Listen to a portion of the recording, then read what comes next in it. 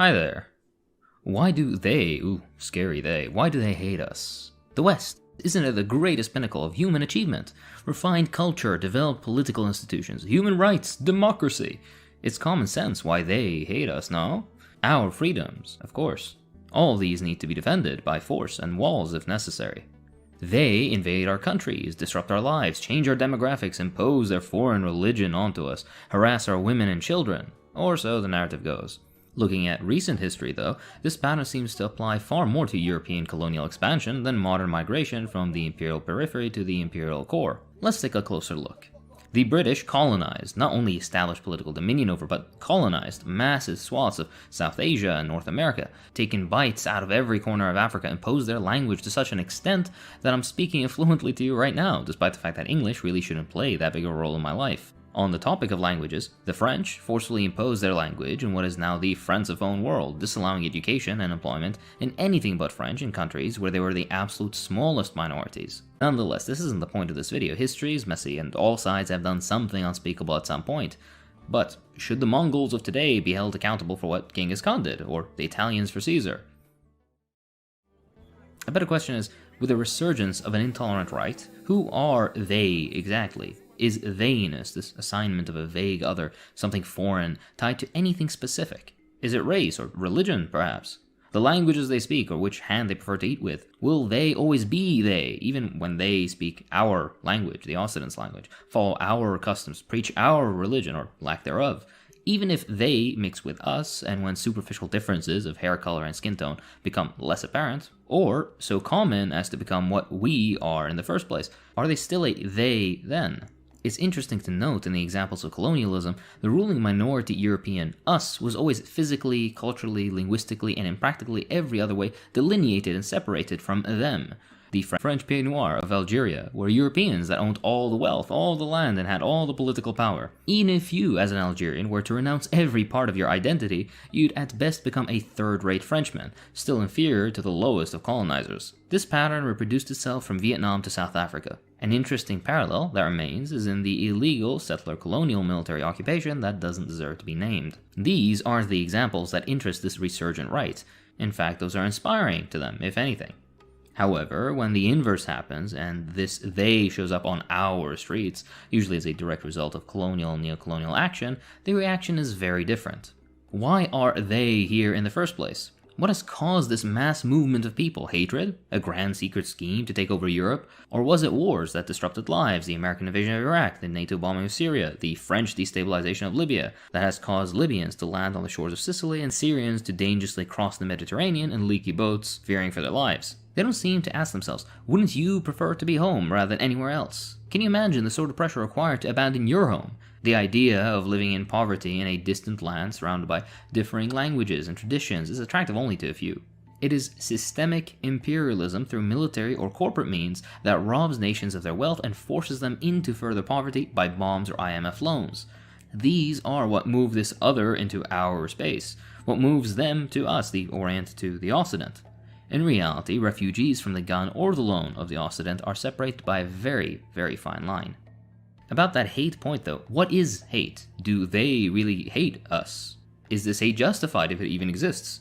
To some, hating is to dislike. To others, it's a lot more sinister. An existential challenge, a life-changing epoch, a catastrophic clash that will either make or break something, white woman in wheat field, something, a pagan symbol, something, the Christian conception of the family unit. These voices that emit from the Occident fear, and fear very deeply, a change of us into them, of an orientalizing of the Occident. Basically, what they fear most is what they did most to others. Out of this fear, hate is bred, and these loud minority voices of the Occident seem to hate a lot more despite those of the European conception of the Orient having experienced our colonial oppression for far longer, in some cases even centuries. Change is normal and natural. Change is what has shaped our history, our modern world, and what will shape our future. Movement of populations is also natural. If anything, it's the only constant throughout our history. One by one or by millions is how humanity has survived, built great civilizations, and ultimately allowed you, viewer, to live the way you do. Need I remind you, American that is watching this video, that without the movement of Europeans to the New World, whether that was a good thing or bad thing, this false narrative that is idealized wouldn't exist in the first place. Need I remind you, Englishman that is watching this, that without the invasion of the Normans, the way of life some of your countrymen tried to defend so harshly through voice or fist wouldn't exist. Need I remind you, French viewer, that without the invasions of Roman legions and settlers that considered your ancestors barbarians, your very language that France imposed on North Africa would never have existed in the first place. I'm not saying that the invaded should stand by and let the invaders replace their way of life, but the narrative itself is wrong and that needs to be shown. Regardless, understanding all that, it doesn't matter. The fears of those voices are unfounded. Demographic shift is a lie, which has been proven false time and time again. There is no great replacement. The supposed corruption of us, the Occident of the West, is nothing but a myth. Whatever little change is occurring is a direct result either of Western economic and political actions or of Western political thought.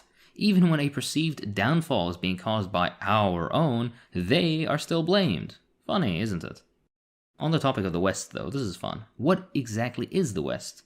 Putting aside the fact that this idea and its boundaries have fluctuated throughout history, what defines the West? Is it Judeo-Christian values? Is it based on whiteness? Is it liberalism as opposed to Oriental despotism? On both sides, nice old houses, nothing special. But you are wrong.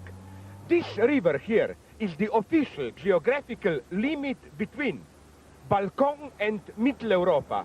So beware. On the other side, horror, Oriental despotism, women get beaten, get raped, and like it.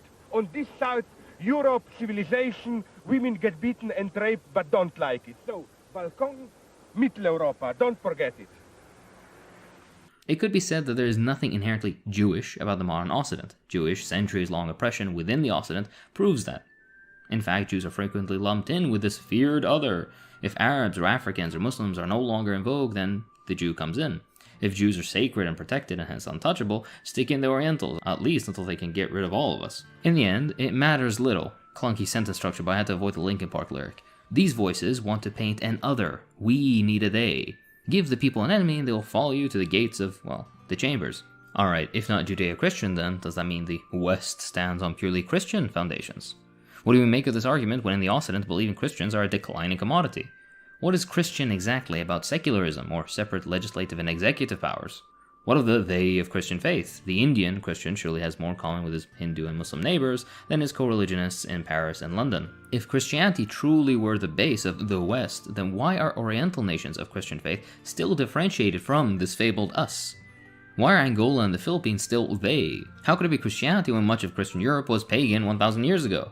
Maybe it isn't Christianity. Maybe whiteness is the foundation that the West is built atop. Although a simple answer, this complicates things even further. Whiteness isn't something you can prove scientifically. As you may expect, whiteness as a concept is more than skin deep. To prove this, look at the Jewish example. So is whiteness a state of mind? Is it certain customs, levels of seasoning? Why are certain groups considered white in one instance but Oriental in the next? Why are the Magyars, who originally came from the southern Urals and settled in Hungary, considered white, while ethnic Spanish converts to Islam in Muslim Spain considered foreign, Moorish?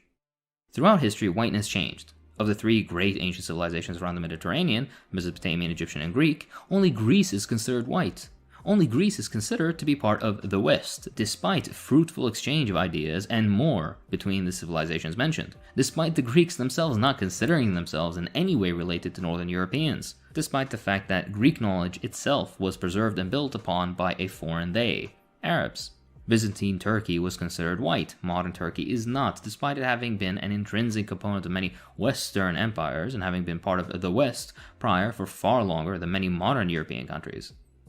Where is the line of exclusion drawn? Why and by whom? Why does whiteness end at Georgia and Armenia with the exclusion of their neighbor, Azerbaijan? No, whiteness, although tempting, is not what makes the West. Is liberalism, then, the defining feature of the West? Maybe, and this is just a thought, it's convenient for certain people with certain relations to the means of production, wink wink, to use the idea of the West for their benefit. A convenient rallying cry, sloppily put together with bits of this and that, but philosophically and materially empty. White man, those white men are your brothers, until they aren't. You know how this goes. Divide and conquer, distract, misguide, paint enemies and change what they look like. The other, they, are always different, always changing. The purpose, however, is always the same.